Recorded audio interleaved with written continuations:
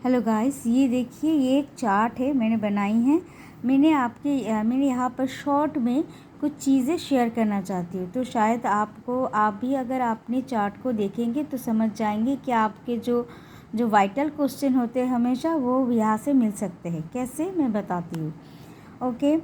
सबसे पहले ये जो चार्ट आप अपने लगने चार्ट को खोलकर देखिएगा। अगर देखिएगा यहाँ पर इस हाउस में, यहाँ पर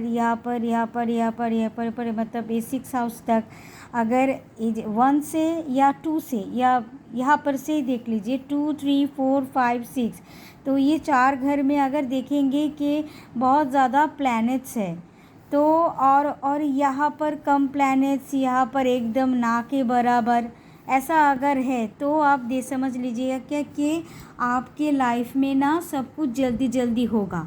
अर्ली, जैसे कि जल्दी मतलब आपका एडुकेशन, मतलब जैसे जैसे जल्दी जल्दी मतलब क्या है आपको मतलब स्मूथली एडुकेशन होना, मतलब जो टाइम टू टाइम होना, तो आपको टाइम टू टाइम एडुकेशन में सक्सेस, टाइम टू टाइम आपको आपका करियर, मतलब आपको बहुत कम उम्र में जॉब मिल गया, ठीक है, 22-23 साल में ही, और या फिर आपको काफ़ी कम एज में आपका शादी हो गई, तो सब कुछ अर्ली जल्दी जल्दी होगा।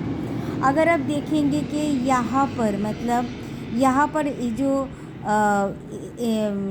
क्या है एसेंडेंट में या 7th हाउस में, यहाँ पर भी कुछ ना कुछ मतलब प्लैनेट्स है यहाँ पर है, और बाकी जगह प्लैनेट्स है मगर कम है, ठीक है। कुछ हाउस में तो नहीं है, कुछ 1-2 प्लैनेट्स है, मगर ज़्यादा प्लैनेट्स आपको अगर नोटिस करें कि हाँ यहाँ पर ज़्यादा है, 7th हाउस में ज़्यादा है, ठीक है, या 8 में भी थोड़ा सा है, 6 में भी थोड़ा सा है, ठीक है। ऐसा अगर देखने को मिला, मतलब ascendant 7th house, 6th house, 8th house, ऐसा कुछ देखने को मिला, तो आप समझ जाइए कि आपका जो लाइफ का जो शुरुआती होगा मिडिल एज से।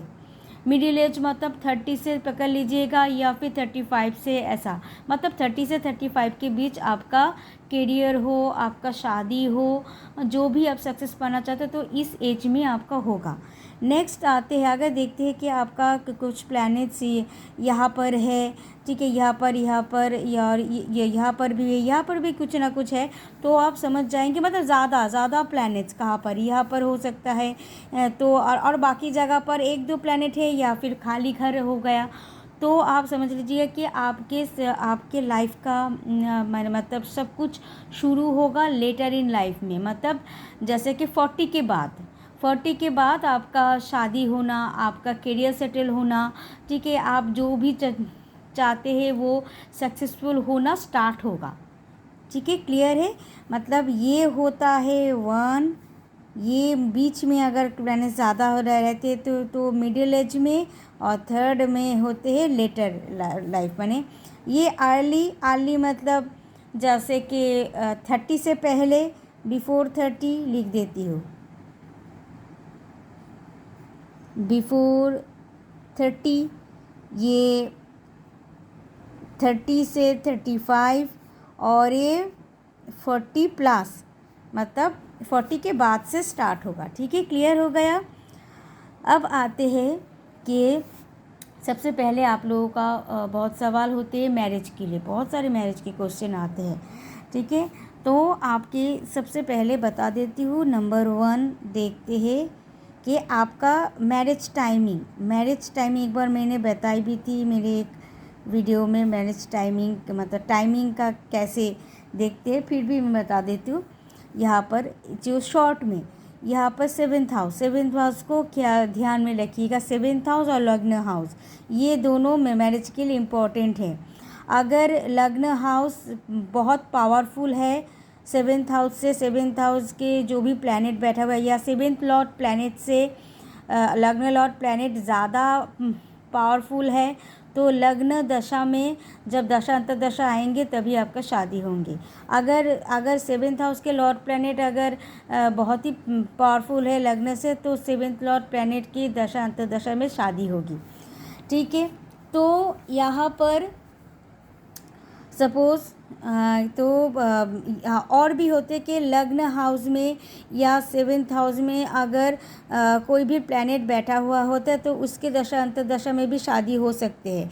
और या फिर एक कोई भी प्लैनेट्स मतलब शुभ प्लैनेट्स होना चाहिए, मतलब शुभ शुभ प्लैनेट्स दोनों तरफ से बोलते हैं, एक है लग्न वाइज, ठीक है, लग्न वाइज शुभ प्लैनेट, लग्न वाइज शुभ प्लैनेट। और होता है नेचुरल बेनिफिस प्लैनेट,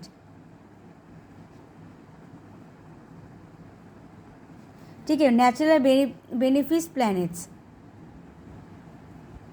तो इसके ये दो अगर होते हैं तो ऐसे प्लैनेट मतलब लग्न वाइज जो प्लैनेट शुभ होगा, चाहे वो नेचुरल मतलब मेलेफिस क्यों ना हो, तो उसकी दशा अंतर्दशा अगर वो प्लैनेट अगर सेवेंथ हाउस में रहे या सेवेंथ लॉर्ड प्लैनेट ही वो हाउस बन गए हैं तो उसके दशा अंतर्दशा में शादी होगी।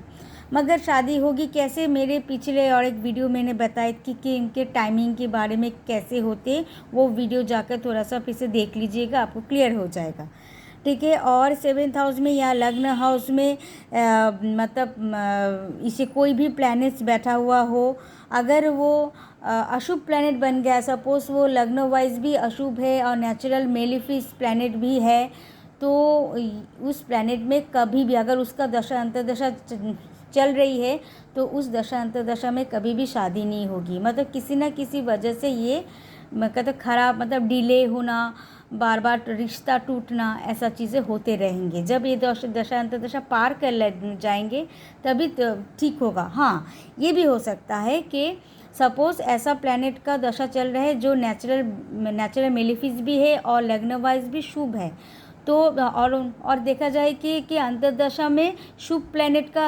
अंतर्दशा चल रही है, मतलब जो प्लैनेट सेवेंथ हाउस से रिलेटेड है या लग्न हाउस से रिलेटेड है, तो उस अंतर्दशा में आपकी शादी हो जाएंगी। हाँ, थोड़ा सा मुश्किल होगा क्योंकि आपके महादशा शुभ नहीं है, इसलिए थोड़ा सा मतलब आपको मेहनत करने पड़ेंगे, थोड़ा सा इजीली नहीं होगा जैसे कि लास्ट में होगा। ऐसा अगर सिचुएशन आए तो आप देख लीजिए कि लास्ट में आपकी शादी हो रही है, मतलब लास्ट अंतर्दशा मतलब अंतर्दशा के लास्ट भुक्ति में आपकी शादी हो रही है। जैसे कि मैंने इस चीज़ का भी वीडियो बनाई थी कुछ दिन पहले, आप ज़रा वीडियो को देख लीजिएगा टाइमिंग की, तो आपको वहाँ पे पता चल जाएगा कि कौन सी भाग में दशा की कौन सी पार्ट में आपका शादी हो सकती है, ठीक है। ओके, नेक्स्ट आते हैं लव मैरिज की। ज़्यादा नहीं बोलूँगी इसलिए बोल रही हूँ कि लव मैरिज कैसे होती है। लव मैरिज के में आप लोगों के क्वेश्चन बार बार आते हैं, मैम लव मैरिज होगा या अरेंज मैरिज होगी, अरेंज, ओके। तो लव या अरेंज, तो अरेंज के सबसे पहले आपको चार्ट में देखना चाहिए कि आपका मैरिज है या नहीं। मैरिज होने के लिए मतलब कुछ फार्मूला है, जैसे कि 2 7 11 ये है मास्ट, ठीक है, ये इम्पोर्टेंट फार्मूला है मैरिज के लिए। अगर 2 7 11 मतलब second Lord second house seventh house 11th house skew, second house को बोलते हैं न्यू फैमिली, न्यू पर्सन, ठीक है, न्यू फैमिली मतलब न्यू पर्सन ऐड होना, फैमिली में न्यू पर्सन ऐड होना, या न्यू फैमिली आपका बनने वाला है, माँ बाप नहीं, माँ बाप को छोड़कर जो न्यू फैमिली बनने वाला होता है वो। सेवेंथ हाउस होते हैं क्या रिप्रेजेंट करते हैं, आपके पति या आपके पत्नी, मतलब पत्नी के लिए वेनस का कारक देखे जाते हैं, मगर सेवेंथ हाउस भी देखे जाते हैं। और 11th हाउस को बोलते हैं कि कनेक्शन, जो होते ना घटक, जो रिश्ता मतलब ले आते हैं, जो लोग रिश्ते ले आते हैं, किसके थ्रू रिश्ते आएंगे, तो वो बनते हैं 11th हाउस से, ठीक है। तो रिश्ते जो ले आते हैं वो हो गया 11th हाउस।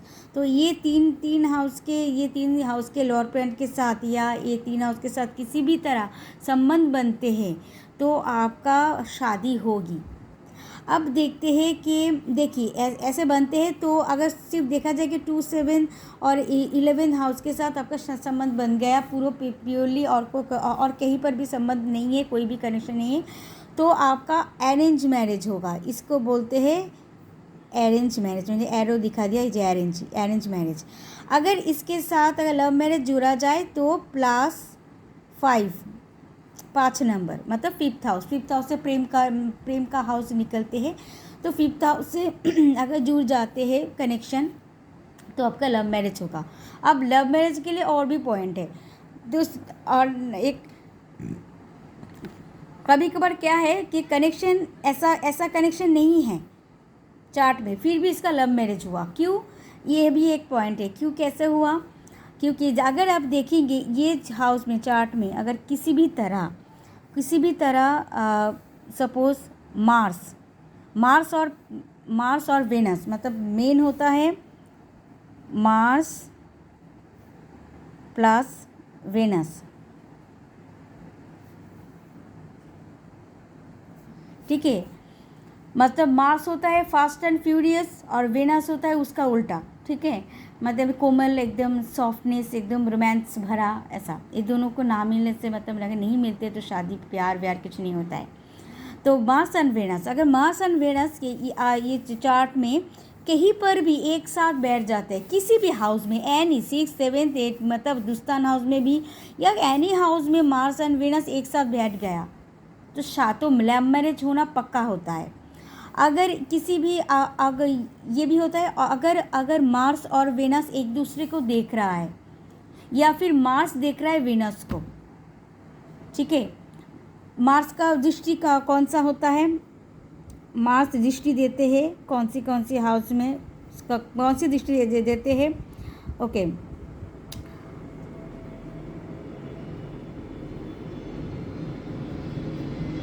1, 4, 7, ठीक है, 8,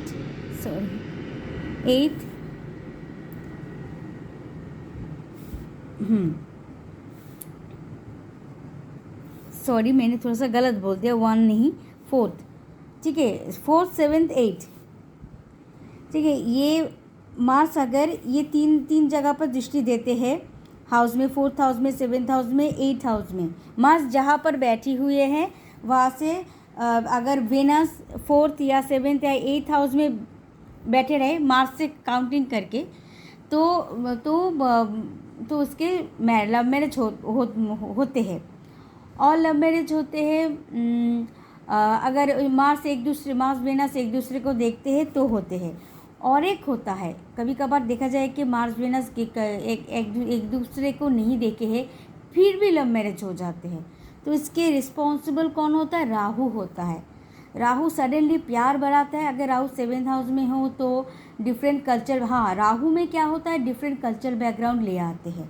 अगर ऐसा है कि आपका राहु 7th हाउस में है और आप किसी लोकल पर्सन को साथ प्यार वार कर रहे हैं तो टूट जाएगा, ठीक है। राहु टूटना देते हैं, क्योंकि राहु का जो कारक प्लैनेट है, मतलब राहु रिप्रेजेंट करता है एक्चुअली फॉरेन एलिमेंट्स, ठीक है, फॉरेन की चीज़ें, फॉरेन रिलेटेड, फॉरेन पार्टनर, वो एक में रिप्रेजेंट करता है, आपका लोकल पार्टनर नहीं, तो आपको दूरियां बढ़ाएगा, ओके।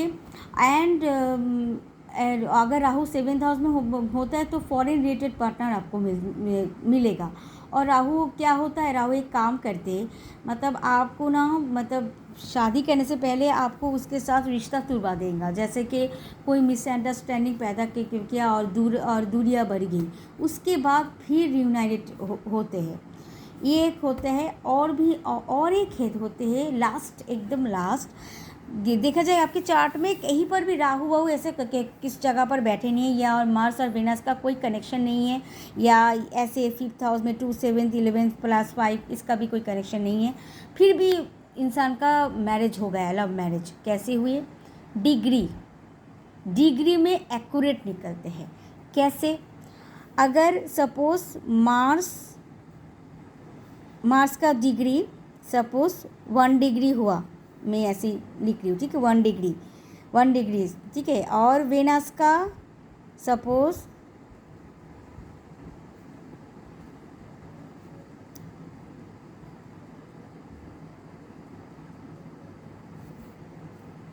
2 डिग्री में हुआ, तो आप क्या करेंगे कि 2 से माइनस दीजिए 1 को, कितना रहता है 1 डिग्री। क्यू में बताती हूँ, 3 डिग्री के बीच अगर किसी भी दो प्लैनेट का मतलब दो बने प्लैनेट के संजोग होता है, ठीक है, 3 डिग्री के अंदर, तो वो दो प्लैनेट बहुत मतलब अच्छे, मतलब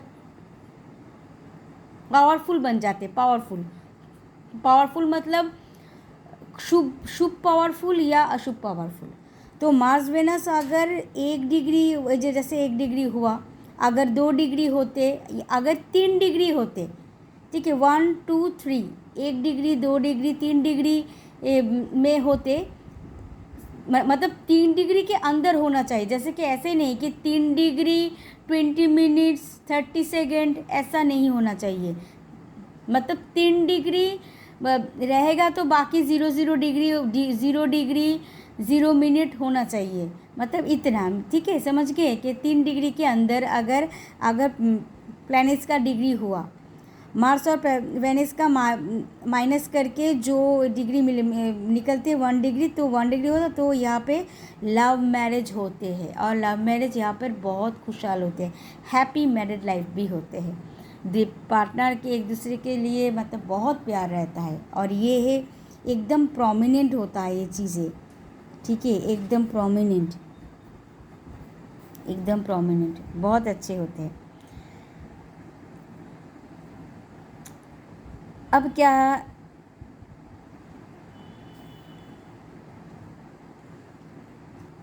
अब आते हैं कि सपोज़ 7th लॉर्ड प्लैनेट, एक बार इसका वीडियो मैंने डिटेल्स में डाले हैं, देख लीजिएगा, मैं शॉर्ट में बताती हूँ। 7th लॉर्ड प्लैनेट अगर फर्स्ट हाउस में रहे तो मतलब, या फिर first Lord planet 7th house में रहे, तो मतलब आपको ना खुद से, मतलब आपके खुद के पसंद से आपको पार्टनर मिलेगा। आपको खुद ही जाकर, मतलब ऐसा सिचुएशन हो 7th Lord planet first house में या first Lord planet 7th house में, दोनों में ही सेम चीज़ें होती है कि आपको ना खुद ही पार्टनर ढूंढने होंगे, खुद ही शादी का बंदोबस्त करने होंगे, कोई आपको हेल्प नहीं करेगा। ऐसा सिचुएशन बन जाएगा कि आपको खुद ही शादी का सारा इंतज़ाम, सारा बंदोबस्त आपको ही मतलब करने पड़ रहे हैं, ठीक है, ये होगा। अगर 7th लॉर्ड अगर 7th लॉर्ड प्लैनेट अगर 2nd हाउस में बैठे रहे, तो क्या होगा कि आपको शादी के बाद धन मिलेगा, मतलब धन रिलेटेड होगा, मनी, जैसे कि डाउरी। अगर आप मेल हो तो आपको डाउरी मिल सकता है, अगर फीमेल हो तो क्या, जैसे कि अगर 8th हाउस के साथ किसी भी कनेक्शन हो 2nd हाउस के साथ, हाँ, तो आपका ससुराल से, क्योंकि 8th हाउस रिप्रेजेंट करते हैं इन लॉज हाउस, तो आपको ससुराल से मतलब इनहेरिटेंस प्रॉपर्टी आपके हस्बैंड के साथ जॉइंट में हो जाएगा, तो आपको वहाँ से भी मिल सकते हैं। Otherwise 7th loss in 2nd house तो रिप्रेजेंट करता है कि शादी के आफ्टर मैरिज आपका फाइनेंशियल काफ़ी अच्छा होगा, आफ्टर मैरिज आपका लक फेवर करेगा, मतलब धन संपत्ति बढ़ेगा, ठीक है, आफ्टर मैरिज। अब 7th Lord planet in 3rd house, यहाँ से क्या मिलता है कि आपका 3rd हाउस रिप्रेजेंट करता है छोटे भाई बहन, या फिर शॉर्ट ट्रैवल, या फिर मीडिया, मतलब सोशल मीडिया, रिलेटिव्स भी। तो आपका हस्बैंड मतलब ये 3 चीज़ों से आएगा, या सोशल से आएगा, या रिलेटिव से आएंगे, या आपके छोटे भाई बहन के थ्रू आएगा, मतलब जान पहचान के, जैसे कि छोटे भाई बहन के टीचर मैं ऐसे ही बोल रही हूँ, तो यहाँ से आ सकते हैं, तो ठीक है। और शॉर्ट ट्रैवल मतलब शॉर्ट ट्रैवल मतलब आप जहाँ पर रहते हो, मतलब सपोज़ अगर आप रहते हो कौन सी जगह बोलूँ मैं, सपोज़ दिल्ली, ठीक है, तो आपका पार्टनर सपोज़ वही उस जगह की गुड़गांव से ऐसा जगह से आ सकते हैं, मतलब कुछ ही दूर आपके पार्टनर के हाउस होंगे, ठीक है, वहीं से आएंगे रिश्ता।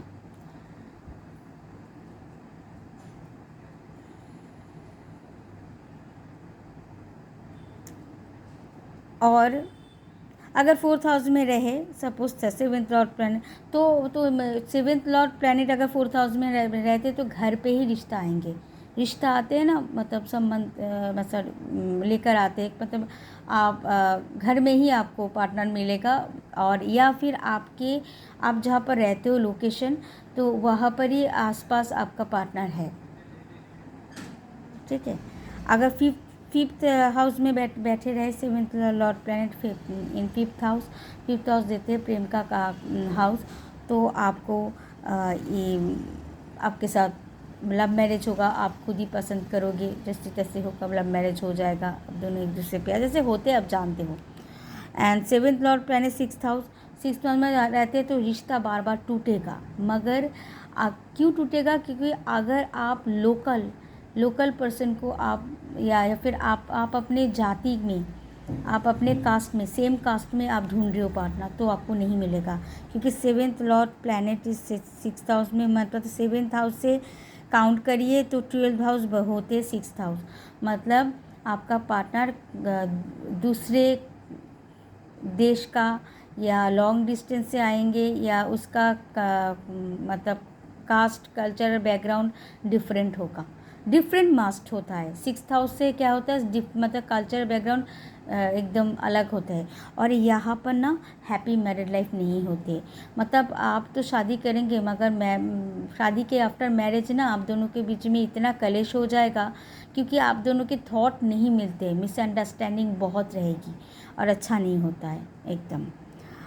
Okay, 7th Lord planet 7th house, मैंने एक बार ये वीडियो डाला था, बहुत पॉपुलर होती, बहुत सारे लोग बताए कि 7th लॉर्ड में ऐसे नहीं होते, नहीं मैं बताती हूँ। 7th लॉर्ड इन 7th हाउस में क्या होता है, मतलब देखिए सिंपल सी बात, तब मैं उस टाइम बता नहीं पाई, डिटेल्स में तो नहीं दिया, इसलिए 1st हाउस और 7th हाउस देखिए ना कितना दूरी है, मतलब अपोजिट साइड में है, तो एक ना शत्रुता बन जाती है, एक दूरियां बन जाती है, शत्रु या दूरियां, मतलब आपका हस्बैंड, मतलब आपका ससुराल, आपका हस्बैंड जहाँ रहते हैं, बहुत कम होते हैं कि घर जमाई बनते, ज़्यादा तो ससुराल जाना पड़ता है लड़कियों को, है ना।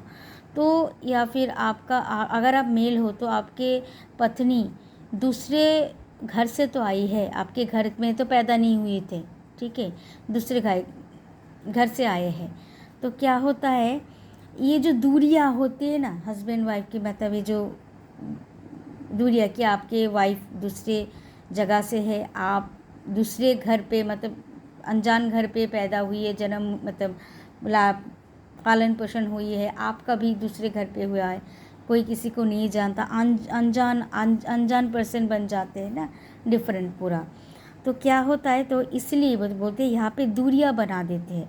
जब 7th Lord planet 7th house में बैठे होते हैं ना, तो ना शादी के लिए ना मतलब इच्छा नहीं रहता, मतलब ऐसा फील हो जाता है नेटिव को कि शादी करना नहीं है, शादी के लिए उदासीन रहते हैं, ऐसा उदास रहते कि शादी के इच्छा नहीं, इम्पोर्टेंट नहीं देते, एंड इच्छा नहीं है, शादी के लिए कोई इंटरेस्ट नहीं है, ऐसा हमेशा उनका फील होते रहता है। शादी के लिए सपोज एक रिश्ता भी आया है, फिर भी पसंद नहीं आया, मतलब ज़्यादा देखा भी नहीं, मुझे नहीं करनी है शादी, ऐसा हमेशा होती है 7th लॉर्ड इन 7th हाउस में अगर प्लैनेट रहते हैं, हमेशा होती है जिसको। अब 7th Lord planet is 8th house, 8th house ये दुस्तान हाउस में बैठ गया है, तो यहाँ पे सबसे पहले डिले देगा। 7th Lord planet in 8th house, तो यहाँ पर डिले देगा, फर्स्ट होगा डिले देगा, सेकंड होगा कि फीमेल के लिए बोल रही हूँ ना, हाँ फीमेल के लिए, ओनली फॉर फीमेल के लिए, नो मेल, ठीक है। मेल के लिए यहाँ पे प्रेडिक्शन थोड़ा सा अलग हो जाते हैं, इस जगह पे ही होते हैं अलग, फीमेल और फीमेल का डिफरेंट हो जाता है। अगर फीमेल की चार्ट है 7th Lord planet in 8th house, तो आफ्टर मैरिज इसका लक फेवर होता है, हैप्पी मैरिड लाइफ होता है। मतलब वो अपने घर में जैसे हालत में थी, बुरी हालत में थे, तो शादी के बाद उसका हालत बहुत अच्छे हो जाते हैं और धनी मतलब रिच पर्सन से भी शादी होने का चांसेस है। ठीक है, तो मतलब 8th हाउस हो जाते ट्रांसफॉर्मेशन का हाउस, उसका ज़िंदगी पूरा बदल जाते हैं। जैसे फीमेल नेटिव जैसे अपने हाउस में अपने घर पे जैसे बिताए हैं इतने सालों से, इतने अगर वो को बुरी तरह से बिताया है, तो आफ्टर मैरिज उसका लाइफ पूरा बदल गया, एकदम खुशहाल ज़िंदगी हो गई। कभी सोच भी नहीं सका कि मतलब ऐसा उसको फील होगा मैं कहाँ से कहाँ पहुँच गई, कितना अच्छा ऐसा। अब मेल के लिए क्या होता है, मेल के लिए बहुत मुश्किल होते हैं। 7th लॉर्ड इन 8th हाउस मेल के लिए बहुत बुरा होता है, क्योंकि यहाँ पर डिवोर्स के चांसेस बहुत ज़्यादा बढ़ जाते हैं और इनफैक्ट पत्नी का डेथ भी हो सकता है। एकदम ये दो चीज़ होगा, या डिवोर्स होगा या पत्नी मर जाएंगे, डेथ हो जाएगा। और आफ्टर मैरिज लाइफ पूरा डाउन हो जाएगा। मैंने कहा ना कि ये फीमेल और मेल के लिए यहाँ पर डिफरेंस बन जाते हैं। फीमेल के लिए लाइफ बहुत अच्छी रहेंगे और कोई किसी का डेथ वगैरह कुछ डिवोर्स वगैरह कुछ नहीं होगा। हाँ, थोड़ा सा दूरियां बढ़ेगा, ये चीज़ हो सकता है। 7th लॉर्ड इन 8th हाउस अगर होते तो आप अपने हस्बैंड के साथ थोड़ा सा दूरियां महसूस करोगे, ऐसा लगेगा कि दूरियां बातचीत कम हो रही है, दूरियां ऐसा फील होगा, मगर डिवोर्स नहीं होगा। मगर मेल के लिए बहुत खतरनाक होते फिजिकली डिवोर्स, पूरा डिवोर्स हो गया या फिर पत्नी का मौत ही हो गई, बहुत करता है। और आफ्टर मैरिज इनका धन संपत्ति मतलब खराब हो गया, एकदम पूरा बर्बाद हो जाएगा। इसे 7th लॉर्ड 8th हाउस में अगर रहे ना, मतलब शादी मेल के लिए बोल रही हूँ, बहुत सावधान से शादी कीजिएगा। अब आते हैं 9th हाउस में, 7th लॉर्ड इन 9th हाउस। 9th हाउस अगर शुभ प्लैनेट होता है तो आपका भाग्य खुल जाएगा आफ्टर मैरिज। अगर ये अशुभ होता है तो आफ्टर मैरिज गया काम से, ठीक है। और 7th लॉर्ड और होता है कि 9th हाउस होते हैं लॉन्ग डिस्टेंस ट्रेवल बोलते हैं। तो आपके ना शादी मतलब लॉन्ग डिस्टेंस ट्रेवल बोलते हैं, मतलब आपका पार्टनर लॉन्ग डिस्टेंस प्लेस से आएंगे। जैसे कि सपोज़ अगर आप मुंबई रहते हो तो आपका पार्टनर साउथ इंडिया हो सकता है, साउथ में रहते हैं होंगे, ऐसा दूरियाँ। या फिर अगर राहु का इनमें दृष्टि होता है या 12th हाउस के साथ कोई भी संबंध बना रहता है 9th हाउस का, तो ये तो ये आपके पार्टनर आएंगे विदेश से, मतलब फॉरेन पार्टनर होगा, ठीक है। और एक चीज़ मैं ना बताना भूल गई, 7th Lord planet in 7th house यहाँ पर अगर होते हैं तो 7th हाउस को बोलते हैं फॉरेन ट्रैवल, ठीक है, फॉरेन ट्रैवल बोलते हैं। तो ये और एक पॉइंट होती है, विवाह करने का इच्छा नहीं है, क्योंकि ये नेटिव ना दूर अपने माँ बाप को छोड़कर, अपने जगह को छोड़कर दूर जाना नहीं चाहते हैं। इसके लिए बहुत अच्छा नहीं, ये अगर रिश्ता आते कि फॉरेनर पार्टनर, तो उसका मुंह ऐसा लटका जाता है कि नहीं इतना दूर नहीं जाऊंगी, कैंसिल कर दो। या फिर कोई पार्टनर सपोज कोई पर्सन उसके साथ बात करना चाहता है और फॉरेनर निकले, फॉरेनर कोई किसी के आपके फॉरेनर अगर नेटिव के साथ बात करना चाहते, प्यार इजहार करना चाहते, तो वो दूर भागते, मुझे पसंद नहीं है। इसी वजह से ना मतलब लेट हो जाते हैं, शादी के लिए इच्छा नहीं रहता, शादी होती है मगर लेट हो जाता है, इसी कारण शत्रु बन जाते हैं, ऐसा लगता है उनको ना, मतलब ये शत्रु हो जाते हैं, ठीक है, इस टाइप के बन जाते हैं, दूरियां बढ़ जाते हैं ऐसा। ओके, फिर से लौट आती हूँ। 7th लॉर्ड प्लैनेट अगर 10th हाउस में रहते हैं तो आप दोनों ऑफिस कॉलीग होंगे, करियर रिलेटेड काम में गए हो, मतलब जॉब वगैरह करने बिजनेस में, तो वहाँ पर मिल सकते हो, मतलब काम के सिलसिले में ये चीज़ होगा कहीं पर भी, ठीक है। काम के सिलसिले में जिस जगह पर काम के सिलसिले में गए हो उस जगह से आपका पार्टनर मिल सकता है, ठीक है, ये चीज़। और एक होता है कभी कभार एस्ट्रोलॉजर करते हैं क्या 9th या 10th को कभी कभार फादर के हाउस बोलते हैं, नाइन्थ हाउस में अगर सेवेंथ और प्लैनेट नाइन्थ हाउस में रहे तो फादर के रिलेटेड से आपका रिश्ता आ सकते हैं, या फिर टेंथ हाउस को भी किसी कुछ एस्ट्रोलॉजर फादर के भी बोलते हैं, तो वहाँ से भी आ सकते हैं। 11th हाउस, 7th लॉर्ड इन 11th हाउस। 11th हाउस कहाँ क्या होते हैं, जैसे मैंने कहा ना जो रिश्ता लेकर आते हैं घटक, मैट्रिमोनियल साइट या फिर सोशल साइट, सोशल आपका बहुत सर्किल, फ्रेंड सर्किल है, वहाँ से पार्टनर मिल गए। आपका सिबलिंग्स, एल्डर सिबलिंग्स रिप्रेजेंट करता है, तो आपका एल्डर वहाँ से आ गए आपके पार्टनर, सोशल इसमें आ गए आपके पार्टनर, ठीक है।